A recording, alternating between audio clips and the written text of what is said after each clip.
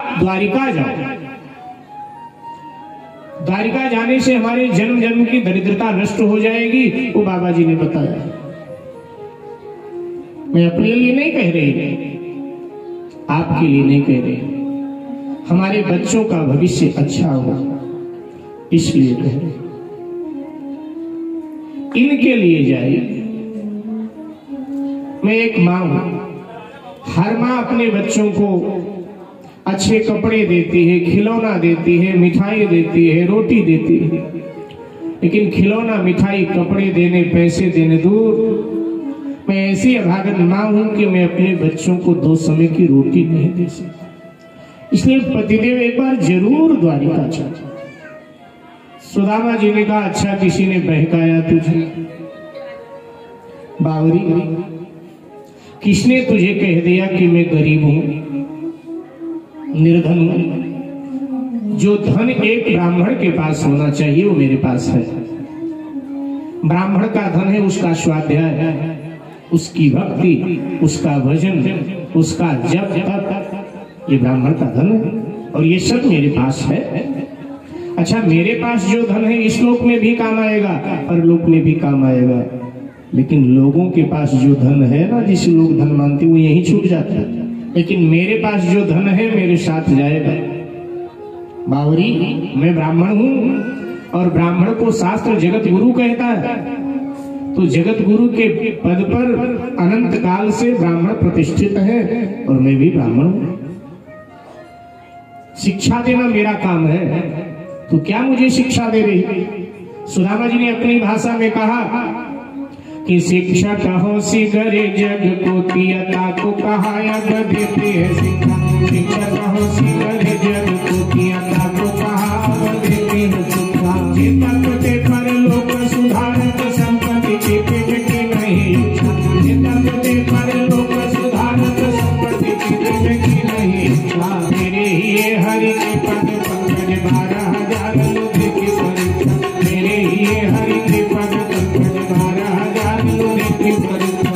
औरत को धन चाहिए बावरी, ब्राह्मण को धन केवल भिक्षा।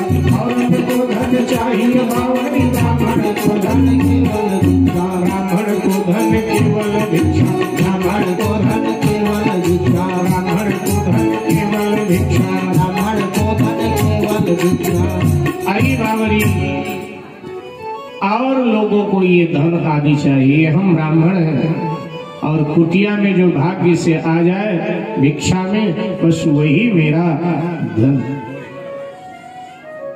अब क्या चाहती है? अब तक हमने मांगा नहीं, अब वृद्धावस्था में जाकर मैं द्वारिकाधीश के आगे हाथ फैलाऊं, गिड़गिड़ाऊं? सुशीला जी ने कहा, मैंने कब कहा आप हाथ फैलाओ, आप मांगो? मांगने को नहीं कह रहे, एक बार चले जाओ। अगर स्वतः वो कुछ देते हैं तो ले लेना, और नहीं देते हैं तो अपने मित्र से मिलकर के आ जाना। सुशीले, गलत फहमी में तू है कि वहां जाने से दरिद्रता नष्ट हो जाए। जो पे दरिद्र लिखा है लीलार, तो काहू पे मेटी न जाए सयन। अगर भाग्य में दरिद्रता लिखी है ना, किसी के मिटाए मिटती नहीं।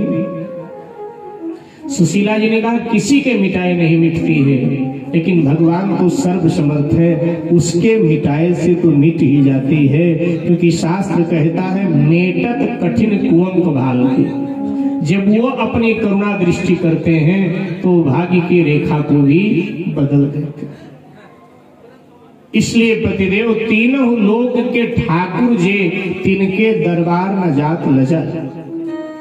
तीनों लोगों का जो मालिक है ना, उसके दरबार में जाने में लज्जा मत कीजिए। जाइए। पतिदेव, विचार तो करो, अगर गांव के लोग आटा दाल चावल दे भी जाए तो पकाने के लिए पात्र नहीं है घर में। टूटी तवा और फूटी कठौती। तवा टूट गया और आटा गूंधने वाला कठौता परात के आकार का लकड़ी का पात्र होता है। आटा गूंधने वाला कठौता भी फूट चुका है। इसलिए प्रतिदेव एक बार जरूर जाओ। अब जब सुशीला जी ने बार बार कहा जाओ जाओ, तो सुदामा जी को लगा ये मेरी सुशीला नहीं बोल रही, क्योंकि सुशीला इतनी हठी नहीं थी, सुशीला ने कभी हठ नहीं किया। ये सुशीला के हृदय में बैठकर कोई और बोल रहा था। और जब सुशीला के आंखों में आंख डाल करके देखा सुदामा ने, तो एकदम ताड़ गए। ओह, ये मेरी सुशीला सचमुच में नहीं बोल रही है, मेरे सुशीला के पेट में बैठ करके भूख बोल रही है। द्वारिका जाहु जी, द्वारिका जाहु जी, आठहु याम या है हथ भुक्ष किम न करोति पापम, आरत काह न करे कुकर्म। भूखा व्यक्ति क्या क्या पाप नहीं कर डालता, भूख बोल रही द्वारिका जा। सुदामा जी को लगा मैं पति हूं, और पति होने के नाते पत्नी का भरण पोषण करना मेरी नैतिक जिम्मेदारी है, मुझे जाना चाहिए। सुदामा जी ने कहा, सुशीले मैं चला जाता द्वारिकाधीश के पास, लेकिन अब खाली हाथ जाए तो कैसे चले।